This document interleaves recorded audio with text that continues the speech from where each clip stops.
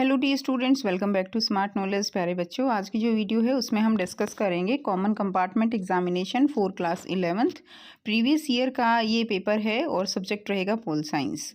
और जो पेपर है आपका 80 मार्क्स का ही रहने वाला है, बिल्कुल सेम एनुअल की तरह ही। और यहाँ पर आपको 80 में से 27 मार्क्स जो है 26 पॉइंट समथिंग रहता है, तो 27 मार्क्स आप अप्रॉक्सीमेट मान के चलिए कि आपको लेने ज़रूरी हैं, क्योंकि एक तो ग्रेस मार्क्स नहीं मिलते हैं।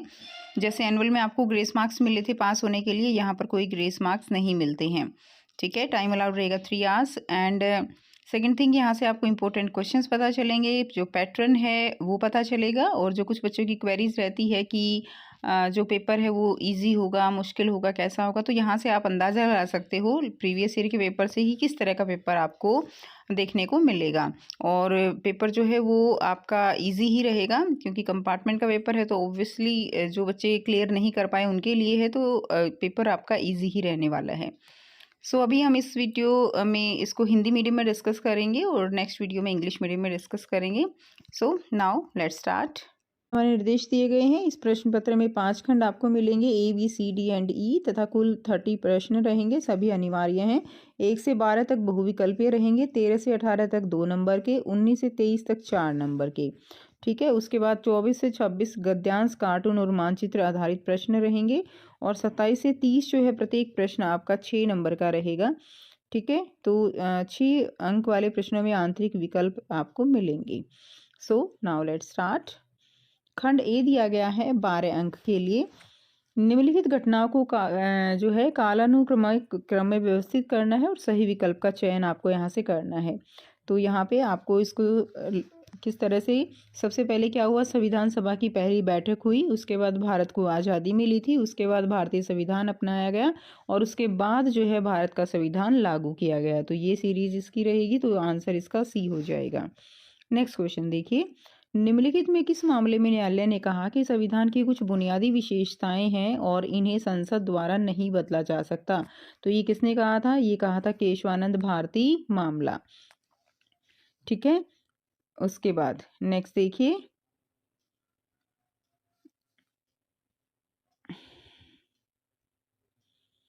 सेकंड क्वेश्चन है, निम्नलिखित में किस मामले में न्यायालय ने कहा कि संविधान की कुछ बुनियादी विशेषताएं यानी मूल ढांचा है और इन्हें संसद द्वारा नहीं बदला जा सकता। तो ये जो है किस मामले में न्यायालय ने कहा था? ये केशवानंद भारती मामला जो है, बी इसका राइट आंसर हो जाएगा। भारत में लोकसभा चुनाव के लिए उम्मीदवार के खड़े होने की न्यूनतम आयु क्या निर्धारित है? तो न्यूनतम आयु क्या है? 25 वर्ष है। नेक्स्ट क्वेश्चन देखेंगे, क्वेश्चन नंबर 4 है, निम्नलिखित प्रश्न में कथन ए के बाद कारण है, इसे पढ़ना है और उत्तर के रूप में उचित विकल्प आपको चुनना है। तो 38वां, 39वां और 42वां संशोधन अब तक के सबसे विवादास्पद संशोधन रहे हैं। ठीक है, तो ये ठीक है। और इसके द्वारा संविधान के कई महत्वपूर्ण हिस्सों में बुनियादी बदलाव करने की मांग की गई। तो ये इसका जो एक्सप्लेनेशन है ये भी ठीक है। तो आंसर हमारा क्या हो जाएगा? ए। अभिकथन और कारण दोनों सही है और कारण अभिकथन की सही व्याख्या है। नेक्स्ट देखिए, क्वेश्चन नंबर 5 दिया गया है, निम्नलिखित में से भारत में चुनाव का पर्यवेक्षण किसके द्वारा किया जाता है? तो चुनाव का पर्यवेक्षण किसके द्वारा? भारत के मुख्य चुनाव आयुक्त के द्वारा किया जाता है। जिन संविधान में संशोधन करना बहुत कठिन होता है उन्हें डैश संविधान के रूप में वर्णित किया जाता है। तो उन्हें बहुत ही कठोर संविधान के रूप में वर्णित किया जाता है। क्वेश्चन नंबर 7 है, कुछ अलगाववादी आंदोलनों से संबंधित देशों और समूह की दी गई सूची 1 को सूची 2 से मिलान करके सर्वोत्तम उत्तर कोड आपको चुनना है। तो इसमें आपका रहेगा ए क्यूबिकाइक्स जो है, ये क्या हो जाएगा? कनाडा। क्यूबिकाइक्स क्या होगा? कनाडा। बास्क क्या होगा? उत्तरी स्पेन होगा। ठीक है, और कुर्द क्या होगा? कुर्द जो है यहाँ से हो जाएगा तुर्की और इराक। और तमिल क्या होगा? तमिल यहाँ से हो जाएगा श्रीलंका। ठीक है, नेक्स्ट देखिए, क्वेश्चन नंबर 8 दिया गया है, 18वीं शताब्दी में किन क्रांतिकारियों ने जमींदारों, सामंतों, अभिजात वर्ग और राजशाही के खिलाफ विद्रोह करने के लिए स्वतंत्रता, समानता और भाईचारा के नारे का प्रयोग किया था? तो इसमें आ जाएगा फ्रांसीसी। ठीक है, क्या आ जाएगा? फ्रांसीसी। नेक्स्ट डैश 19वीं सदी के एक महत्वपूर्ण विचारक थे जिन्होंने तर्क दिया कि गहरी असमानता का मूल कारण जो है वो निजी स्वामित्व होता है। तो ये बात किसने कही? ये कार्ल मार्क्स ने कहा था। नेक्स्ट देखिए, डैश को एक राजनीतिक समुदाय की पूर्ण और समान सदस्यता के रूप में परिभाषित किया गया है। तो ये क्या है, राष्ट्रवाद। नेक्स्ट देखिए, क्वेश्चन नंबर 11 है, निम्नलिखित प्रश्न में कथन ए के बाद कथन जो है कारण दिया गया है, इन्हें पढ़ना है और उत्तर के रूप में उचित विकल्प आपको चुनने हैं। अभी कथन है, अक्सर स्थानीय लोगों के बीच अन्य राज्य या देश के श्रमिकों के खिलाफ प्रतिरोध पैदा होता है। तो ये सही है, और बहुत सारी नौकरियां क्षेत्र के बाहर के लोगों के पास जा रही हैं, तो ये जो है सही व्याख्या है। ठीक है, इसीलिए स्थानीय लोगों के बीच अन्य राज्य देश के श्रमिकों के खिलाफ जो क्या हो रहा है, प्रतिरोध पैदा हो रहा है, क्योंकि उनको लगता है कि उनका हक जो है वो दूसरे ले रहे हैं। तो हमारा ए आंसर सही हो जाएगा। नेक्स्ट देखिए, जब तक मैं जीवित हूँ मैं मानवता पर देशभक्ति की विजय नहीं होने दूंगा, राष्ट्रवाद की आलोचना के बारे में यह किसने कहा था? ये कहा था रविंद्रनाथ टैगोर ने। नेक्स्ट है खंड बी, 12 अंक के लिए 2-2 नंबर के प्रश्न रहेंगे। संविधान के कोई 2 कार्य आपको यहाँ से लिखने हैं। बहुत ही आसान है। संविधान के 2 कार्य, कानूनी ढांचा प्रदान करना, यह देश की शासन व्यवस्था और नागरिकों के अधिकार व कर्तव्य का निर्धारण करता है। सेकेंड है सरकार की शक्तियों का वितरण, तो यह केंद्र और राज्य सरकारों के बीच शक्तियों का बंटवारा सुनिश्चित करता है। नेक्स्ट देखिए, विश्व में किन्हीं 2 प्रकार की कार्यपालिकाओं के बारे में बताइए। तो 2 प्रकार की कार्यपालिका कौन सी होती हैं? एक कार्यपालिका तो जो लोगों के द्वारा चुनी जाती है, जैसे संसदीय कार्यपालिका है। प्रधानमंत्री एवं मंत्री परिषद संसद के प्रति उत्तरदायी होती हैं, जैसे भारत में। दूसरा है राष्ट्रपति कार्यपालिका। कार्यपालिका सीधे राष्ट्रपति के अधीन होती है, जो स्वतंत्र रूप से शासन करता है। वो कौन है? अमेरिका। नेक्स्ट देखिए, अगला क्वेश्चन है, भारतीय संविधान की सीमाएं क्या हैं और किन्हीं 2 के बारे में आपको लिखना है। तो भारतीय संविधान की सीमाएं क्या हो जाएंगी? संशोधन की जटिल प्रक्रिया। अब हमारा संविधान जो है ना वो बहुत ज़्यादा जटिल है, उसके अंदर अमेंडमेंट करना बड़ा मुश्किल है, तो इसीलिए संशोधन करना उसमें कठिन है। उसका है अतिरिक्त कानूनी प्रक्रियाएं।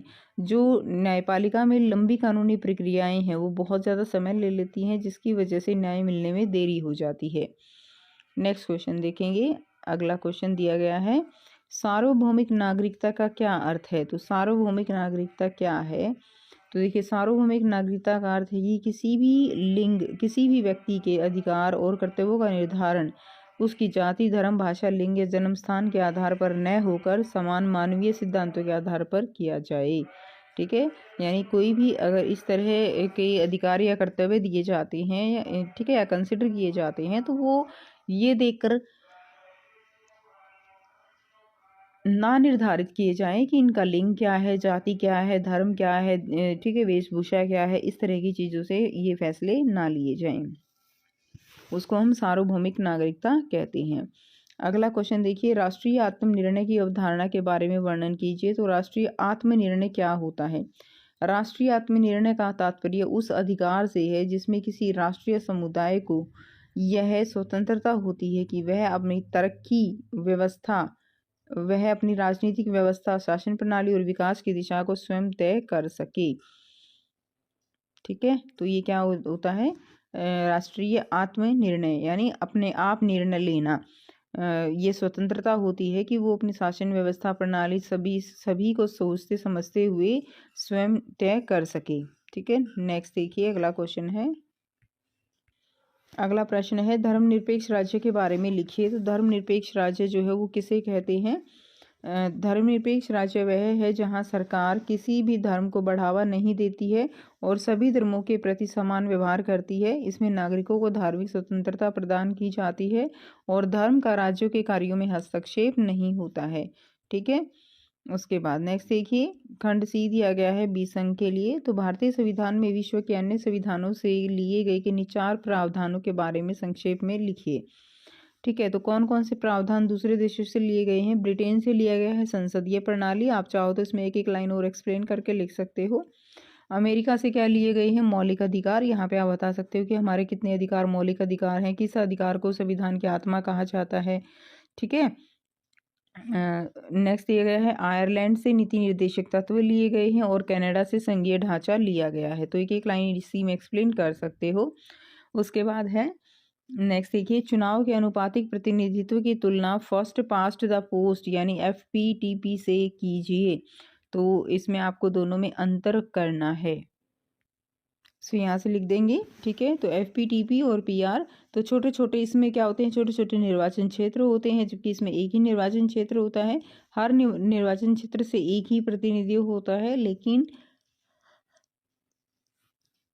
यहाँ पर एक से ज़्यादा प्रतिनिधि भी हो सकते हैं। मतदाता प्रत्याशी की को वोट देता है, यहाँ पर मतदाता सीधा पार्टी को वोट देता है। प्रत्याशी को मतदाता व्यक्तिगत जानते हैं, जबकि पार्टी को जानते हैं प्रत्याशी को कौन है, ठीक है। इसमें क्या है, ये केवल पार्टी को जानते हैं। नेक्स्ट देखिए, अगला प्रश्न है, भारतीय संविधान के 73वें संशोधन के बारे में संक्षेप में बताइए कि 73वां संशोधन जो है भारतीय संविधान का कौन सा था। तो यह संशोधन 1992 में लागू किया गया था और इसके तहत पंचायती राज व्यवस्था को संवैधानिक मान्यता दी गई थी। इसमें ग्राम पंचायतों को सशक्त बनाने के लिए 3 स्तरीय ढांचा जो है वो स्थापित किया गया था। तो इसकी मेन पॉइंट्स क्या था कि ये त्रिस्तरीय व्यवस्था है। तो इसमें आप लिख सकते हो पंचायती व्यवस्था है, फिर राज्य है, फिर उसके बाद केंद्रीय सरकार होती है। महिलाओं के लिए इसमें 1/3 जो 1/3 सीटें हैं वो आरक्षित की गई थी और वंचित वर्गों के लिए आरक्षण आदि की बात इसमें कही गई थी, ठीक है। नेक्स्ट देखिए, अगला क्वेश्चन है, राज्य वित्त आयोग की भूमिका का संक्षेप में वर्णन कीजिए। तो राज्य वित्त आयोग की क्या भूमिका थी। तो राज्य वित्त आयोग की भूमिका है राज्यों के वित्तीय संसाधनों का आकलन करना और राज्य सरकार और स्थानीय निकायों के बीच वित्तीय वितरण सुनिश्चित करना, ठीक है। ये आंसर हो जाएगा। नेक्स्ट देखिए, अगला क्वेश्चन दिया गया है, किन्हीं 2 बिंदुओं से स्पष्ट कीजिए कि हमें राजनीति विज्ञान क्यों पढ़ना चाहिए। तो हमें राजनीति विज्ञान यानी पोल साइंस जो है वो क्यों पढ़ना चाहिए। तो उसका रीजन क्या है, सबसे पहले है लोकतांत्रिक जागरूकता। तो जागरूक होने के लिए देश के बारे में, अपने कर्तव्यों के बारे में, अपने जो राइट्स हैं उनके बारे में हमें जागरूक होना चाहिए। और वो हमें कहाँ से पढ़ने को मिलता है, हमें पोल साइंस से पढ़ने को मिलता है। यह नागरिकों को उनके अधिकारों और कर्तव्य के प्रति जागरूक करता है। राजनीतिक विश्लेषण, यह नीतियों और शासन की कार्य प्रणाली का विश्लेषण करने की क्षमता विकसित करता है। नेक्स्ट देखिए, अगला क्वेश्चन जो दिया गया है, राजनीतिक सिद्धांत के क्षेत्र का वर्णन कीजिए। तो राजनीतिक सिद्धांत के क्षेत्र का वर्णन आपको करना है। यह राजनीति विचारों, संस्थाओं और प्रक्रियाओं का अध्ययन करता है। यह न्याय, समानता, स्वतंत्रता और सत्ता जैसे विषयों पर क्या करता है, विमर्श करता है, ठीक है। नेक्स्ट देखिए, भारतीय धर्मनिरपेक्षता को लेकर कुछ आलोचनाएं भी हैं। इन आलोचनाओं का उल्लेख कीजिए, किन्हीं 4 बिंदुओं में कीजिए। तो क्या क्या जो है आलोचनाएं हैं। तो सबसे पहली आलोचना है अल्पसंख्यक का तुष्टीकरण। कुछ लोग मानते हैं कि सरकार जो है वो अल्पसंख्यकों के प्रति अधिक झुकाव रखती है। सेकेंड है धर्म, ठीक है, राज्य अलगाव की अस्पष्टता। तो धर्म और राजनीति पूरी तरह अलग नहीं है। संवैधानिक सीमाएं, तो संविधान में धर्म की परिभाषा जो है वो स्पष्ट नहीं दी गई है। धार्मिक विवाद, कभी कभी सांप्रदायिक तनाव जो है बढ़ने की घटनाएं होती रहती हैं। तो ये इसमें पॉइंट्स आ जाएंगे। अगला क्वेश्चन है खंड D 12 अंक के लिए नीचे दिए गए गद्यांश को पढ़ना है और दिए गए प्रश्नों के उत्तर आपको देने हैं। अधिकतर लोकतांत्रिक व्यवस्थाएं राजनीतिक अधिकारों का घोषणा पत्र बनाने से अपनी शुरुआत करती हैं। राजनीतिक अधिकार नागरिकों को कानून के समक्ष समानता का अधिकार और राजनीतिक प्रक्रिया में भाग लेने का अधिकार देते हैं। इनमें वोट देने और प्रतिनिधियों को चुनने का अधिकार, चुनाव लड़ने का अधिकार, राजनीतिक दल बनाने, उसमें शामिल होने का अधिकार जैसे अधिकार सभी शामिल हैं। राजनीतिक अधिकार नागरिक स्वतंत्रताओं से जुड़े होते हैं, ठीक है। नागरिक स्वतंत्रता क्या होती है। नागरिक स्वतंत्रता है स्वतंत्र और निष्पक्ष जांच का अधिकार, विचारों की स्वतंत्र अभिव्यक्ति का अधिकार, प्रतिवाद करने, असहमति व्यक्त करने का अधिकार। नागरिक स्वतंत्रता और राजनीतिक अधिकार जो है मिलकर किसी सरकार की लोकतांत्रिक प्रणाली की बुनियाद का निर्माण करते हैं। लेकिन जैसा कि पहले बताया गया है, अधिकारों का उद्देश्य लोगों के कल्याण की हिफाजत करना होता है। सरकार को जनता के प्रति जवाबदेह बनाकर, शासकों की उपेक्षा लोगों को सरोकार का अधिक महत्व देकर और तमाम लोगों के लिए सरकार के निर्णय को प्रभावित करने का मौका सुनिश्चित कर राजनीतिक अधिकार इसमें सहयोग करते हैं। तो क्वेश्चन फर्स्ट रहेगा, निम्नलिखित में कौन सा राजनीतिक अधिकार नहीं है। तो इसमें कौन सा राजनीतिक अधिकार नहीं है। मजदूरी पाने का अधिकार जो है ये राजनीतिक अधिकार नहीं है। अधिकारों का उद्देश्य व्यक्ति के डैश की रक्षा करता है। तो अधिकारों का उद्देश्य जो है व्यक्ति के कल्याण की रक्षा करता है। नेक्स्ट, निम्नलिखित में से कौन सा भारत में मौलिक कर्तव्य है। कर्तव्य देखिए, कानून का शासन ये नहीं है, धार्मिक स्वतंत्रता नहीं है, ठीक है, अभिव्यक्ति की स्वतंत्रता ये जो है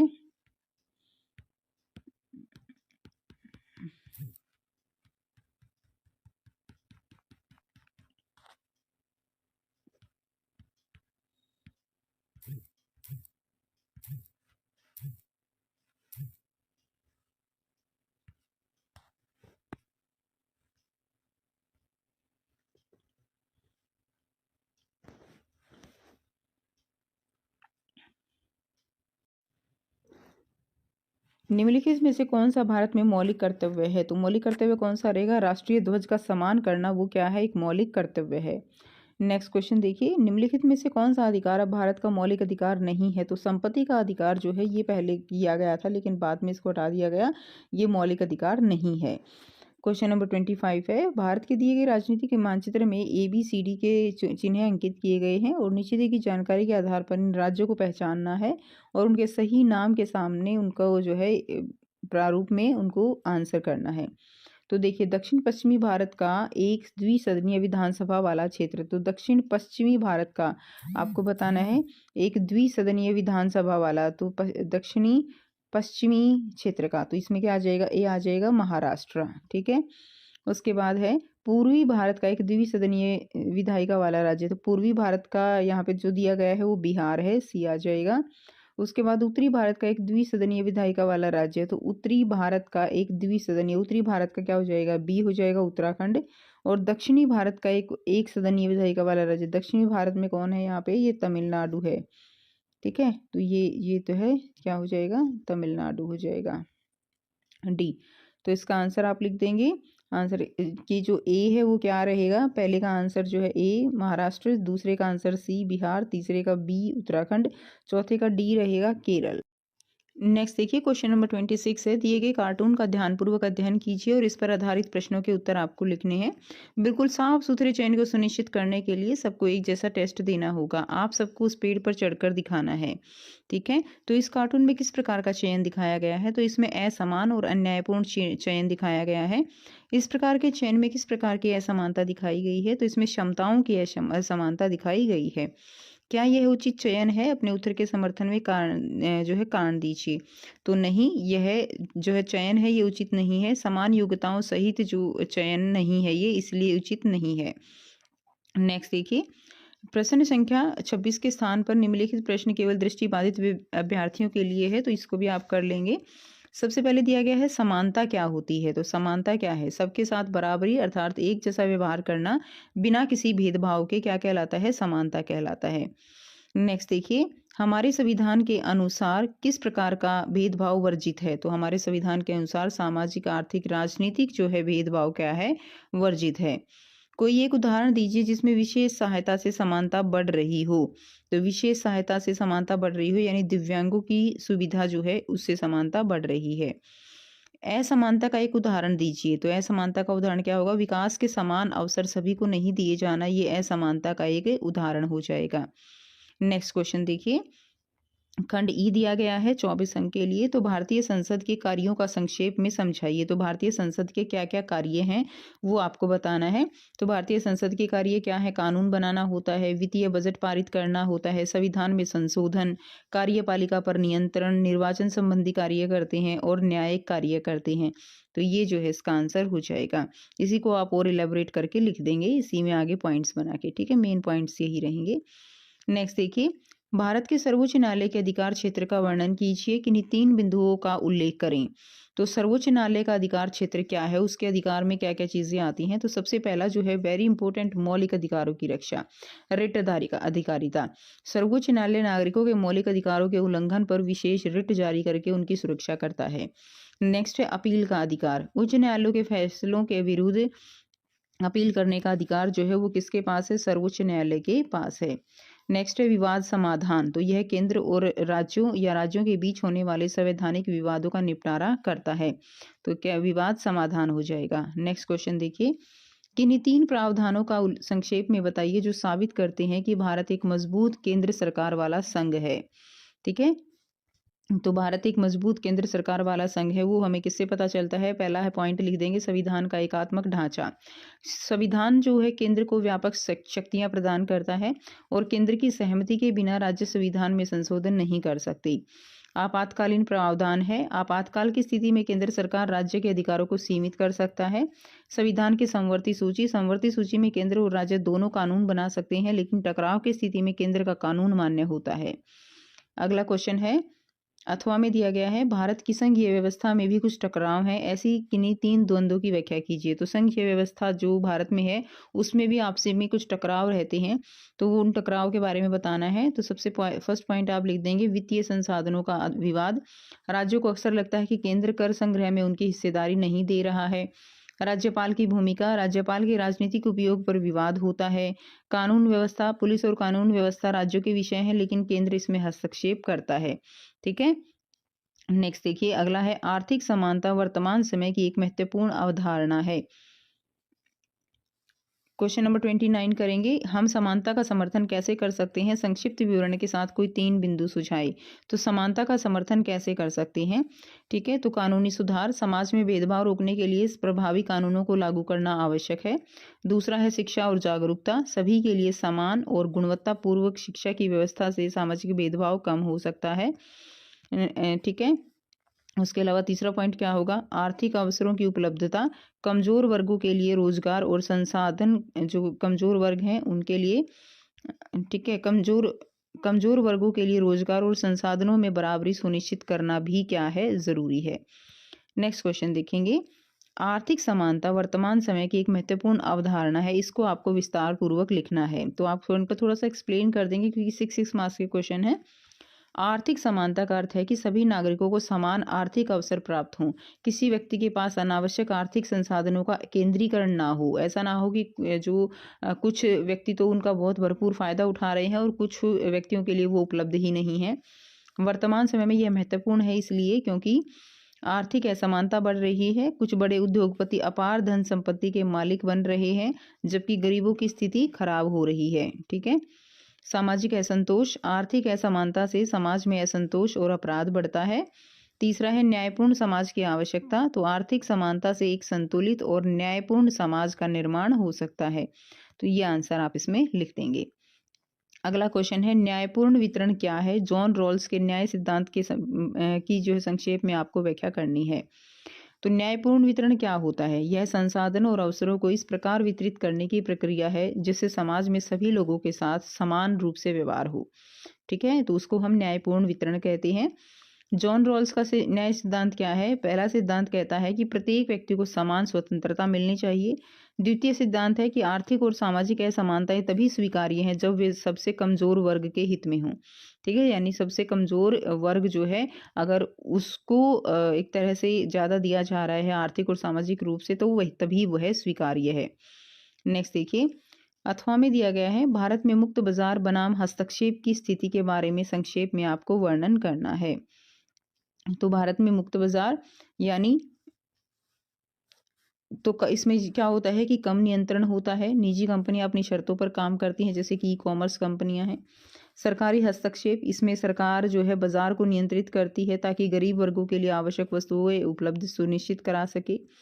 संयोजन की आवश्यकता, भारत में पूरी तरह से मुक्त बाजार और पूर्ण सरकारी नियंत्रण के बीच एक संतुलन बनाए रखने की आवश्यकता है। ठीक है, तो ये इसका आंसर हो जाएगा। आप इन्हीं पॉइंट्स को और इलेबोरेट करके लिख सकते हो। तो ये था कंप्लीट पेपर। आई होप सभी स्टूडेंट्स को सारे क्वेश्चंस जो है वो क्लियर हैं।